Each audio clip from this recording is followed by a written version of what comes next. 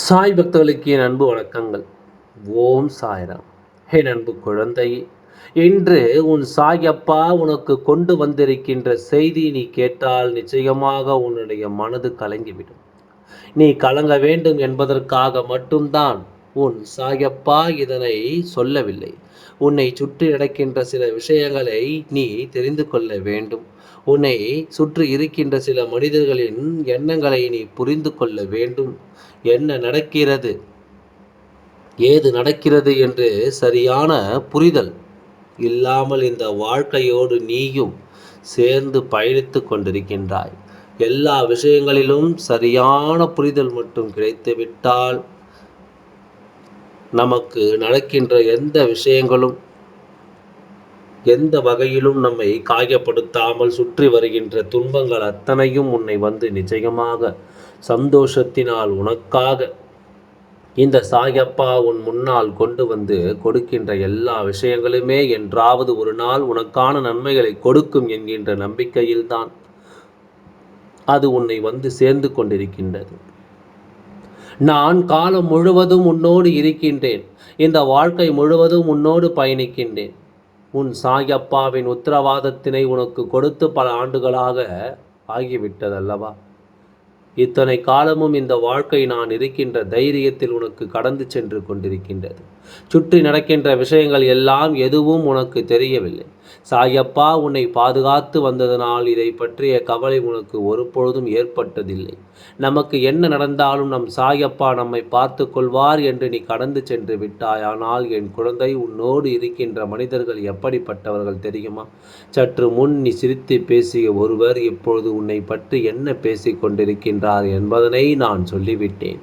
ஆனால் நிச்சயமாக உனக்கு இருக்கின்ற ஒரு மிகப்பெரிய சந்தேகம் தீர்ந்துவிடும். எல்லோரையும் நம்பி விடுகின்றாய். எல்லோரிடத்திலும் எல்லா விஷயங்களையும் பகிர்ந்து கொள்கின்றாய். எந்த ஒளிவு மறைவும் இல்லை. ஆனால் ஒரு நொடி சிந்தித்து பார். அவர்களிடமிருந்து ஒரு விஷயத்தை உன்னால் தெரிந்து கொள்ள முடியுமா என்று. அவர்கள் இல்லத்தில் நடக்கின்ற விஷயம், அவர்கள் குடும்பத்திற்குள் வருகின்ற பிரச்சனைகள், அவர்களுக்கும் அவர்கள் துணைக்கும் இடையில் நடக்கின்ற கஷ்டங்கள் என்று இதையெல்லாம் ஒரு வார்த்தை உன்னிடத்தில் சொல்லிவிடுவார்களா என்று சற்று நீ சிந்தித்து பார். இப்படி இந்த வாழ்க்கை உனக்கு கொடுக்கின்ற சிந்தனைகளை எல்லாம் என்னவென்று புரிந்து கொண்டு உன்னோடு இருந்து நான் உனக்கு கொடுக்கின்ற நன்மைகளை பற்றி நீ தெரிந்து கொள்ள வேண்டிய நேரம் உனக்கு வந்துவிட்டது. நல்லது கெட்டது என்று எது வந்தாலும் என் குழந்தை, இதையெல்லாம் நினைத்து நினைத்து நீ வருத்தப்பட்டு கொண்டிருக்கக்கூடாது. உன் சாயப்பா உனக்கு சொல்வது எதற்காக தெரியுமா? இவர்கள் என்ன எண்ணங்களோடு வருகிறார்கள், இடத்திலிருந்து என்ன தெரிந்து கொள்ள முயற்சி செய்கிறார்கள் என்பதனை கட்டாயமாக நீ தெரிந்து கொள்ள வேண்டும் என்பதற்காகத்தான். இவர்கள் நினைத்ததை எல்லாம் உன் வாழ்க்கையில் சாதித்துவிட துடிக்கின்ற இந்த நேரத்தில், இந்த வாழ்க்கையில் மேலும் மேலும் உனக்கு கஷ்டங்கள் வந்து கொண்டிருப்பதை எண்ணி நீ எப்பொழுதாவது சிந்தித்து பார்த்திருக்கிறாயா? நாம் யாரிடத்தில் என்ன சொன்னோம், யாரிடத்தில் நட்பு கொண்டோம், யாரிடத்தில் நட்பு கொண்டு பழகி வருகின்றோம் என்று நீ வைத்திருக்கின்ற நட்பு ஒரு துளி அளவு கூட பிரயோஜனம் இல்லாதது. அதாவது உனக்கு எதையும் செய்யவில்லை என்பதற்காக நான் சொல்லவில்லை. உன் வாழ்க்கையை அழிக்கிறார்கள் என்பதற்காக உன் சாயப்பா சொல்கின்றேன். பொதுவாகவே நட்பு என்றால் என்ன தெரியுமா? நல்ல அன்பு என்றால் என்ன தெரியுமா? நம்பிக்கையான உறவு என்றால் என்ன தெரியுமா? உனக்கு எவ்வளவு கஷ்டங்கள் இருந்தாலும் நீ வேதனையில் இருக்கும் பொழுது உனக்கு ஆறுதலை கொடுக்க ஓடி வருவார்கள். அதுவும் எப்படி தெரியுமா?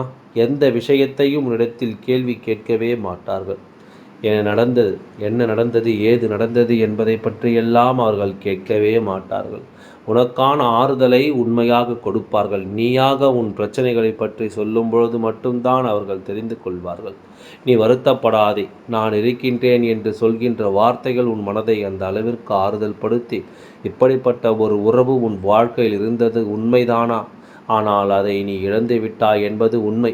இப்பொழுது அப்பேற்பட்ட உறவுகள் யாருமே இல்லை. நீயோ அந்த உறவு உன்னை விட்டு சென்றதற்காக மன ஆறுதலுக்காக யார் உன்னிடத்தில் வந்து நல்லபடியாக பேசினாலும் அந்த அன்பை நீ ஏற்றுக்கொள்கின்றாய் என்றால், யார் உன்னிடத்தில் வந்து நல்லபடியாக எந்த விஷயங்களை பகிர்ந்து கொண்டாலும் அதை நீ சந்தோஷமாக ஏற்றுக்கொள்கின்றாயோ? உன்னை சுற்றி என்ன நடந்தது, உன்னை சுற்றி என்ன பிரச்சனைகள் வந்தது, இது நாள் வரையிலும் இவர்கள் உனக்கு என்ன ஆறுதலை கொடுத்திருக்கிறார்கள் என்று சற்று சிந்தித்து பிரச்சனைகளை எல்லாம் கேட்டு தெரிந்து கொண்ட பிறகு இதுதானே சரி, பார்த்து கொள்ளலாம் என்று சொல்லிவிட்டு கடந்து விடுவார்கள். உனக்கு பெரிய பெரிய ஆறுதல்களை எல்லாம் சொல்வது போல நாடகம் ஆடுவார்கள். இவர்கள் ஆடுகின்ற நாடகத்தை என் குழந்தை நீயும் நம்பிக்கொண்டு தான் நமக்கு இருக்கின்ற ஒரே ஆறுதல் இவர்கள்தானே என்று சொல்லி இவர்களோடு மீண்டும் மீண்டும் பழகி கொண்டிருக்கின்றாய். ஆனால் இவர்கள் செய்தது என்னவென்று உன் சாயப்பாவிற்கு உனக்கு இப்பொழுது சொல்கின்றேன். நீ நம்பிக்கையோடு உன்னுடைய வாழ்க்கையில் இருக்கின்ற ஒவ்வொரு தருணங்களிலும் உனக்கு கொடுக்கின்ற எல்லா விஷயங்களுமே ஏதாவது ஒரு வகையில் உனக்கு சந்தோஷத்தை கொடுக்கும். இப்பொழுது நான் காண்பித்து கொடுக்கக்கூடிய இவர்களும் உன் வாழ்க்கையிலிருந்து விலக வேண்டிய நேரம் வந்துவிட்டது. இதற்கு மேலும் இவர்களை நீ உன்னோடு தான் வைத்திருப்பேன் என்று சொல்வாயா? ஆனால் அதன் பிறகு அது உன்னுடைய விருப்பம். உன் வாழ்க்கை அதன் பிறகு உன்னுடைய பொறுப்பு. உன் சாயப்பா ஒரு பொழுதும் அதற்குள் தலையிட மாட்டேன் என்பதனை நீ புரிந்து கொள்ள வேண்டும். இந்த சாயப்பா எந்த நிலையிலும் உன்னோடு இருக்க மாட்டேன் என்பதனையும் நீ உணர்ந்து கொள்ள வேண்டும். ஏன் தெரியுமா? இவர்களால் நாளை உனக்கு ஒரு மிகப்பெரிய பிரச்சனை வரும். வெளிவரவே முடியாத ஒரு கஷ்டம் வரும். அந்த நேரத்தில் நீ தவிப்பாய் அல்லவா? அந்த நேரத்தில் என் குழந்தை நீ வேதனைப்படுவாய் அல்லவா? அப்பொழுது இந்த வாழ்க்கை உனக்கு என்னவெல்லாம் கொடுக்க வேண்டுமோ அதையெல்லாம் நிறுத்தி வைத்திருக்கும். நான் அறிவுறுத்தியும் நீ இதே தவறை தானே செய்திருக்கிறாய் என்று சொல்லி கோபத்தில் அது உனக்கு கிடைக்காமல் போய்விடும்.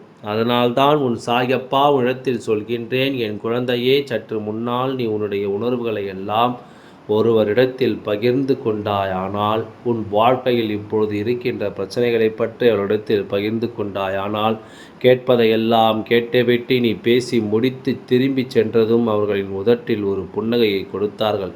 அந்த புன்னகை ஏளனமான புன்னகை, அந்த புன்னகை கேலி கிண்டலுக்குமான புன்னகை. இதை இவர்கள் வாழ்க்கையில் இப்படித்தான் நடக்கும் என்று நாம் எதிர்பார்த்தது தானே. இவர்களுடைய புத்திக்கு இவர்களுக்கு இப்படித்தான் நடக்கும் என்று சொல்லி கொண்டிருக்கின்றார்கள். இவர்களின் குணங்களுக்கு இப்படித்தான் இவர்கள் வாழ்க்கையில் கஷ்டங்கள் வரும் என்று மற்றவர்களிடம் இப்பொழுது சொல்லிக் கொண்டிருக்கிறார்கள். யார்தான் இவர்களோடு பேசுவார்கள்? யார்தான் இவர்களோடு பழகுவார்கள்? ஏதோ பாவம் என்று நாம் பழகி கொண்டிருக்கின்றோம். இவர்களுடைய எண்ணங்களுக்கு இவர்கள் வாழ்க்கையில் நல்லதா கெட்டதா நடக்கப் போகிறதா, இவர்களுக்கு இதுவும் வேண்டும் இன்னமும் வேண்டும் என்று சொல்லி அங்கே என்ன சிரிப்போடு மற்ற இடத்தில் இதனை பகிர்ந்து கொண்டிருக்கின்றார்கள். என் குழந்தையே, உன்னோடு பேசும் பொழுது உனக்கு நான் இருக்கின்றேன். இந்த பிரச்சனைகளில் இருந்து எல்லாம் உன்னை காப்பாற்ற நான் வருகின்றேன்.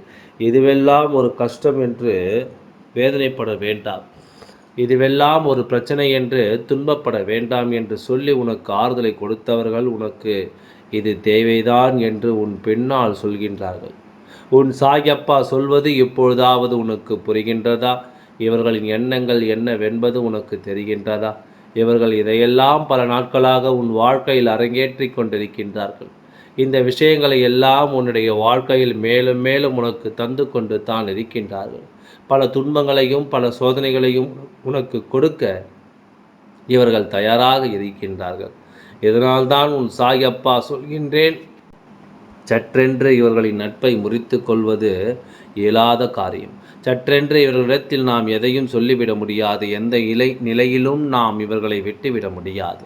என்ன நடந்து கொண்டிருக்கின்றது, ஏது நடந்து கொண்டிருக்கின்றது என்று சொல்லி என் குழந்தை, இந்த வாழ்க்கையில் உன்னை சுற்றி வருகின்ற நன்மைகளை எல்லாம் யோசித்து கொண்டு உனக்கு நடக்கவிருக்கின்ற உண்மைகளை எல்லாம் என்னவென்று புரிந்து கொண்டு நீ எப்பொழுதுமே மனமகிழ்ச்சியோடு இருக்க வேண்டும். இவர்களுடைய உணர்வுகளை எல்லாம் நீ பெரிதாக மதிப்பு கொடுக்காமல் உனக்கு நடக்கக்கூடிய நன்மைகளுக்கும் உனக்கு நடக்கக்கூடிய உண்மைகளுக்கும் நீ சரியாக உண்மையாக மனசாட்சிப்படி இருந்து விட்டால் போதும். இறந்த காலத்திலும் கஷ்டத்தை வெளியில் சொன்னால்தான் அது தீரும் என்றால் அதை நீ வணங்குகின்ற தெய்வத்திடம் மட்டும் சொல். தேவையில்லாத இவரிடத்தில் சொல்லி இந்த வாழ்க்கையில் நீ எந்த விஷயத்தையும் தொலைத்து விடாதே. உன்னுடைய தேவைகள் அத்தனையும் இந்த வாழ்க்கையில் உனக்கு நிறைவேற வேண்டிய கட்டாயம் இருக்கின்றது. இந்த வாழ்க்கையில் மேலும் மேலும் உனக்கு பல நன்மைகள் நடக்க வேண்டி இருக்கின்றது.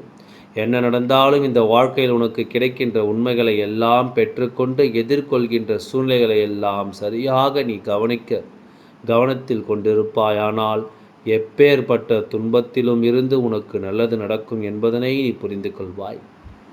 எப்பேற்பட்ட கஷ்டத்திலும் இருந்து உனக்கான விடியல் உனக்கு கிடைத்துவிடும் என்பதனை நீ புரிந்து கொள்வாய். எல்லாம் நல்லபடியாகவே நடந்து முடியும். ஓம் சாய்ராம். நன்றி, வணக்கம்.